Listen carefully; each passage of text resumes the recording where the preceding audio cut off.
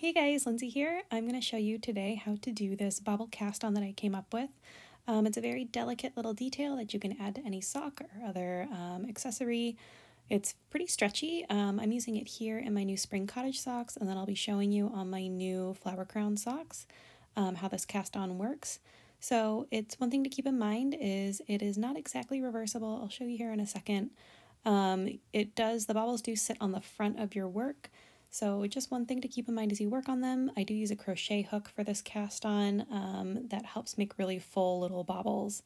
So if you are ready to get started, you will need a crochet hook for this.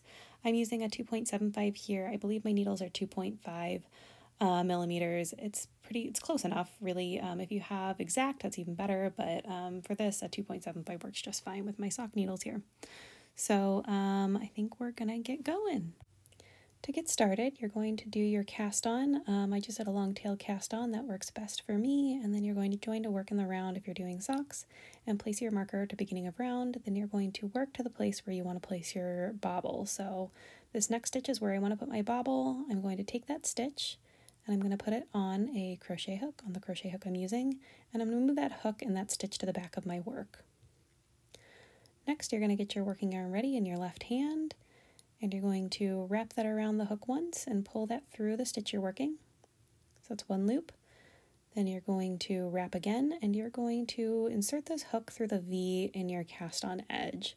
So you're going to be looking, you'll find it, it'll be a lot easier in a second. There you go. And you're going to pull the yarn through that V, then you're going to wrap again and put it through the V, the same exact V again, and you're going to pull the yarn through again. So you'll have a total of 5 loops on your hook at this point. We're going to gather those by wrapping again and pulling that through all 5 of those loops. And then really finish gathering it by wrapping one more time and pulling it through. So now you have a nice little bobble. Next, we're going to tack it down so it doesn't flop all over the place.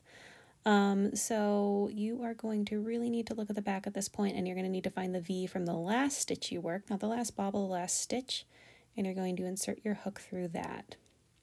Then you're going to wrap your yarn again and pull it through both of the loops that you have on your hook. Oops. Wrap it around and pull it through those. And then you're in. That's it. You are going to move that bobble to the front of your work. Put that loop back onto your right needle and give it a nice little tug. And then your bobble is finished, so you'll work to the next point where you want to place a bobble. In this case, I'm doing a purl 1, knit 1 through the back loop, purl 1, because I'm doing this on every other twisted rib channel on this particular sock. So we're going to get ready to place another one. Okay, so I'm right where I want to put another bobble. I'm going to get ready to work that stitch onto my hook and put that hook in the back of my work. Get my yarn ready in my left hand, wrap it once and pull it through that stitch to get set up. Wrap again. Find the V in my cast on edge. If I can get this to focus. There's that V. Okay, I'll pull it back. So there's that V, wrap and pull through. You're up to 3 loops. Wrap again. Back through the same V. Pull the yarn through, so you're up to 5. Now we'll gather that. Wrap once, pull through all 5, giving that hook a little wiggle. And then wrap again and pull that through. Now we're going to tack it down. Flip our work over. Look for the V from the last stitch you worked. Insert the hook. Wrap your yarn around and pull it through both of the loops.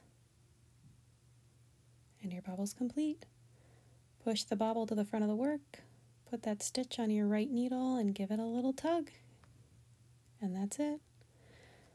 So I hope you guys found this helpful. Let me know if you have any questions in the comments or reach out to me. Instagram's usually best. Once you wash and block and knit this sock up, these bobbles really start to pop and look super cute on any sock of your choice.